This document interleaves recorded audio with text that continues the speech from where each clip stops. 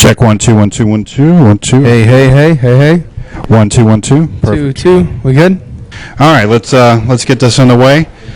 Thank you so much for being here. Joined by Mike SHINODA from Linkin Park. I got to interview you about 2 years ago at Sacramento, the Ozfest. So that was pretty cool. So good to talk to you again. Somewhere I belong. Let's go ahead and start off with the simple softball questions.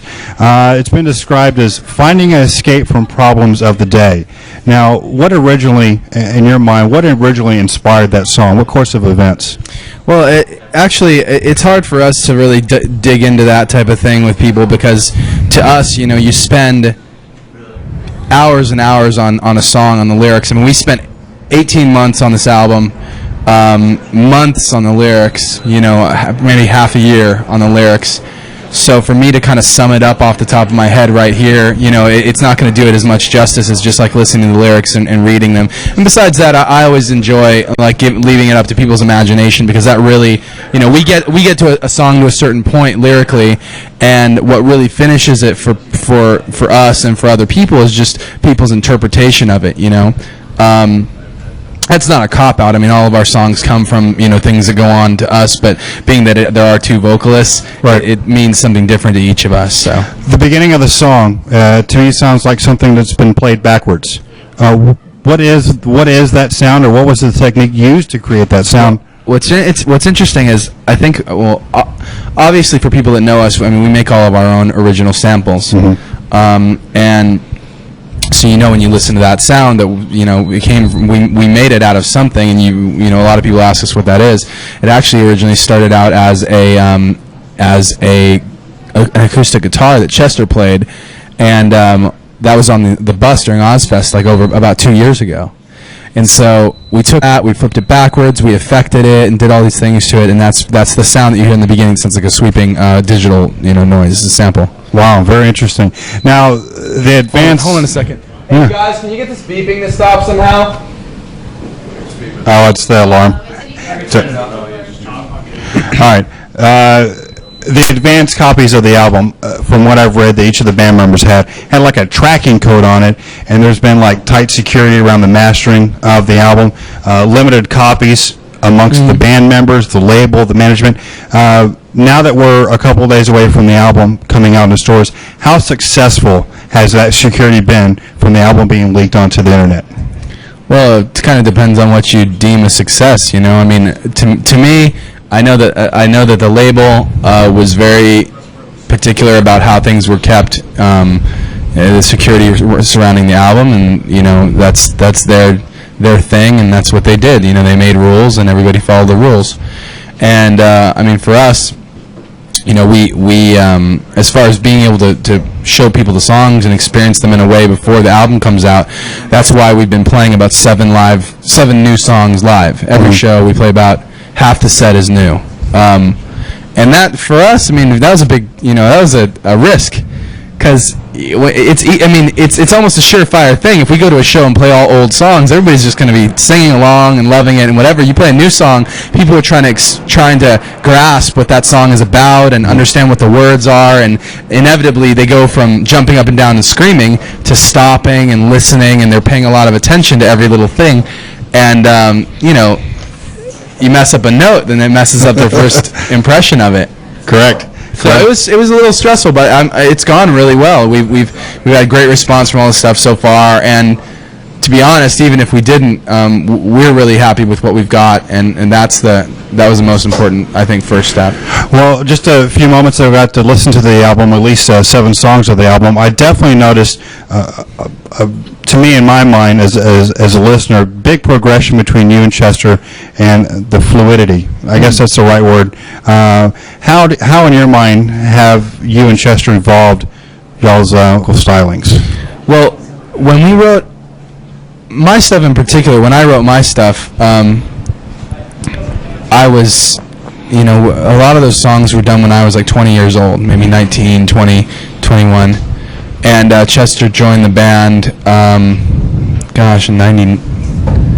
98, 99 or something. So as you can assume, a lot of those songs were when we were younger guys.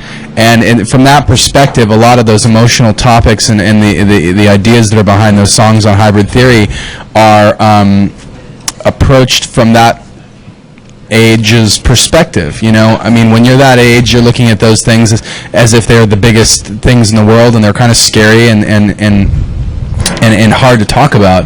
And now at this point, you know, we can attack some of those things with a little more confidence, hopefully a little more maturity, and as you know, as we get older, you know, we'll move on to other things. But on a separate note, I think that one thing that people notice right off the bat is that there are some new topics being discussed. You know, I mean, obviously we're the same Linkin Park. There's a common thread that runs through all of our albums. It's kind of our sound. There's dynamics. There's melody. There's heaviness, and then quietness, and the play between those two dynamics. But the main thing that people are seeing is on the single, "Somewhere I Belong," you've got, you know, in the chorus a little bit of hopefulness, and that's something new. So we've just added a couple things to the mix and try to spice things up in that way, and not necessarily intentionally, but when we look back at it, that's what we noticed right off the bat. Okay, all right. I'm getting the word that we need to let you go. I know y'all have had some things y'all got to take care of.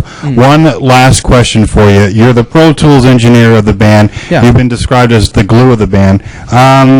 How are y'all going to make some of the stuff that y'all did on Pro Tools? How are you going to make it work live? Actually, it'll be, I mean, come to the show, you know, and see. We always make a very serious effort to replay all of our stuff live. Everything that's important on the song that is not played by guitar, bass, drums, or vocals is usually either taken care of by Rob, our drummer, or Joe, our turntablist and sample master. You know, regardless of who wrote the sample part, Joe is playing it on either vinyl or samplers, and then Rob also has some pads, some digital, you know, performance pads on his thing. And it's funny because just in a more looking at the bigger picture, you know, I know that there are that out there's a whole wide variety of people that some play to a lot of pre-recorded music, some play to none, and I think that when we're looking at our set, we're shooting for the none side of things. We want to play as much as possible right there on stage in front of you, and so that's always our goal. Like when you hear the beginning of Crawling and you hear those samples in that loop, you know, we're trying to play as much of that as possible. And watch Joe, because he in particular has a lot of that, a lot of those responsibilities live. And you'll see it on the new music. The new music there's live strings, there's live piano, there's you know, all kinds of original samples, and they're pretty much in Rob and Joe's hands. Well, I heard the album, you know, like a little while ago. I heard 7 songs of it, so definitely know what you're talking about. I got to let you go so you can get to take care of business for tonight's show.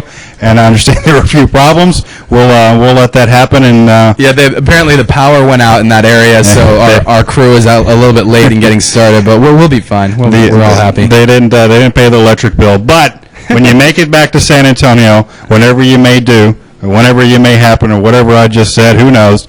I'm sure we'll have the power bill paid, and we'll get to do a little bit longer interview next time. Thank you, man. Thank you. Thanks to Mike SHINODA from Linkin Park.